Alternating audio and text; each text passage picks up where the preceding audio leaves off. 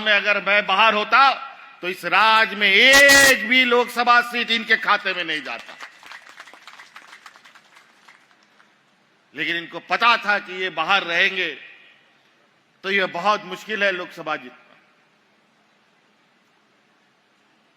लेकिन कोई बात नहीं, गरीब, कमजोर, आदिवासी, दलित, पिछड़ों को कुछ भी मिलता है बहुत संघर्ष करना पड़ता है। कोई आपको घर में ला के नहीं देगा, लेकिन अपना जो होगा वो आपके दुख दर्द को भी समझेगा और आपके घर तक भी आपके हक अधिकार को पहुंचाएगा। और उसी का परिणाम है आज इस राज्य के घर घर में मुस्कान है। आज इस राज्य की आधी आबादी को हमने अपने पैरों पर खड़ा होने का एक ताकत दिया है मैया सम्मान योजना के तहत। अभी कल परसों हम लोग का सरहुल बीता, रांची में बड़े धूमधाम से रैली निकली।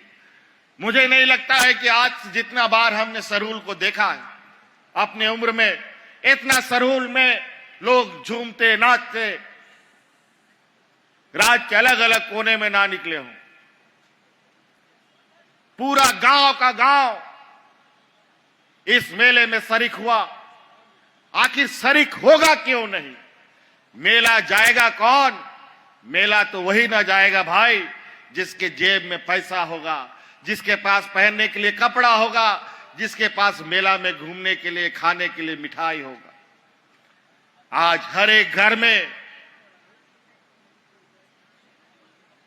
हमने एक एक ऐसी ताकत को जन्म देने का काम किया जो आने वाला समय में एक बहुत बड़ा मील का पत्थर साबित होने जा रहा है। ये देश का पहला राज है जो राज का एक बहुत बड़ा बजट हम अपने ग्रामीण क्षेत्रों में दे रहे हैं। हम जानते थे कि हमारे गांव के लोगों के पास क्या कमी है। खेत है लेकिन पानी नहीं, बेमौसम बारिश, बेमौसम बर्फ, ओला वृष्टि होना,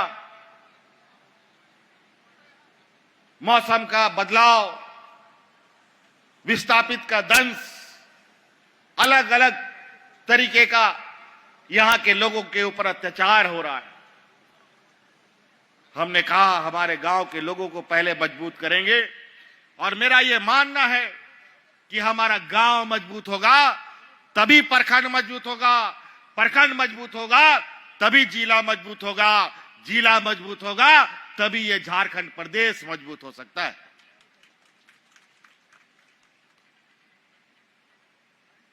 अभी बहुत सारे काम करने बाकी है। अभी फिर से आप लोगों के आशीर्वाद से आप लोगों को मैं धन्यवाद देना चाहता हूं कि दुनिया की सबसे बड़ी ताकत को इस विधानसभा में आप लोगों ने मुंह तोड़ जवाब दिया है, फिर से आबुआ सरकार बनाने का काम किया है। इसके लिए आप सब लोगों का बहुत बहुत आभार। और आप देखिएगा इस राज्य की बदलती तस्वीर को, यहां के खनिज संपदा, इस देश का 42% खनिज संपदा इस राज्य में मिलता है, लेकिन यहां के लोग भूख से मरने के लिए मजबूर हैं। लेकिन अब वो दिन खत्म। हमारी सरकार बनने के बाद एक भी व्यक्ति भूख से नहीं मरा। कोरोना जैसा महामारी आया, एक भी व्यक्ति को दवा के अभाव में हम लोगों ने मरने नहीं दिया। यहीं अगल बगल के राज्यों में, यूपी बिहार में लोग जानवरों की तरह मरते थे। वहां पर लोगों को दफन करने के लिए मिट्टी घट गया, लोगों को जलाने के लिए लकड़ी कम हो गई थी। लेकिन यहां कोरोना कैसे आया, कैसे गया, लोगों को पता भी नहीं चला, क्योंकि हम लोग दिन रात इस राज्य के गांव गांव तक में नजर रखते थे। जहां से कोई खबर आती थी तुरंत वहां पर आवश्यकता सुविधा उपलब्ध कराई जाती थी। आज हमारे होनहार आने वाली पीढ़ी के लिए बेहतर शिक्षा व्यवस्था हम लोग बना रहे हैं। आप लोगों को मालूम है कि पहला चरण में हम लोगों ने पूरे राज्य में मुख्यमंत्री उत्कृष्ट विद्यालय हम लोगों ने प्रारंभ किए, जो प्राइवेट स्कूलों के बराबर उसका संचालन हो रहा है। अभी उसको और मजबूती देना है। और आपको सुनकर हैरानी होगी कि उस स्कूल में मात्र अभी 9,000 बच्चों का एडमिशन की क्षमता है। अभी कल परसों उस स्कूल में एडमिशन के लिए इस राज्य में 35,000 बच्चों ने परीक्षा दिया है। लोग प्राइवेट स्कूलों से नाम काट काट करके हमारे सरकारी स्कूलों में अपने बच्चों को एडमिशन दे रहे हैं, क्योंकि ये सरकार पूरे तरीके से उन स्कूलों में हमारे गरीब किसान, गांव देहात का लोग का बच्चा फ्री में पढ़ेगा।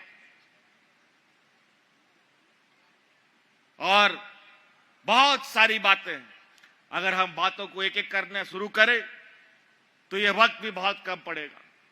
अभी हम लोगों ने बहुत सारी कार्य योजना बनाई है। अभी कल परसों हम लोग का बजट खत्म हुआ है। अभी उन बजटों के अनुरूप गांव-गांव, घर-घर तक उन योजनाओं की गतिविधियां, उन योजनाओं का विवरणी आप लोगों तक पहुंचाई जाएगी। आप लोगों ने 20 वर्षों में कभी गांव देहात में पदाधिकारी, डीसी, एसपी, बीडीओ तो छोड़ो, हल्का कर्मचारी तक को आप लोगों ने नहीं देखा होगा। लेकिन आपको याद होगा, इससे पहले कि हमारी सरकार में गांव-गांव, पंचायत, टोला में ऐसे ही समियाना लगा करके पदाधिकारी आपके गांव में जाकर के आपका समस्या का समाधान करता था। सरकार आपके द्वार के नाम से आज हमारी महिलाएं, हमारे बुजुर्ग अपना पेंशन के लिए, बूढ़ा बुजुर्ग जो लोग होता था, बरसों तक इंतजार करता था। अनेक दलालों के चक्कर में 500,000 रुपया का घूस भी देता था कि हमारा वृद्धा पेंशन का कार्ड बनवा दो। लेकिन बेचारा बुढ़ा मर भी जाता था, लेकिन पेंशन नहीं मिलता था, ना कार्ड बनता था। आपकी सरकार बनी, हमने कानून बना दिया, इस राज्य में कोई बूढ़ा बुजुर्ग बिना पेंशन का कोई नहीं रहेगा। सबको आज बूढ़ा बुजुर्ग को पेंशन गांव में मिलता है। मिलता है कि नहीं मिलता है, बताओ? मिलता है ना? हमसे जुड़े रहने के लिए हमारे YouTube चैनल को सब्सक्राइब करें और नई वीडियो की नोटिफिकेशन के लिए बेल आइकॉन को दबाएं।